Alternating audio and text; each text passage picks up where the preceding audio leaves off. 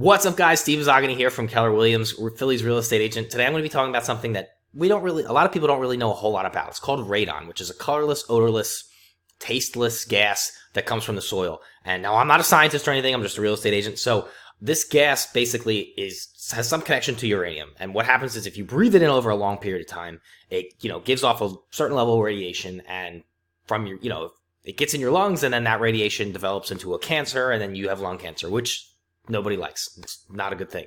It's not a good look. So, if you bought your home a while ago, and you haven't had a radon test, or you don't have a radon remediation system, I would highly recommend maybe checking that out, just because you want to make sure that those radon levels are low. It's, obviously you can't smell or taste this gas or see it. So definitely something to check out.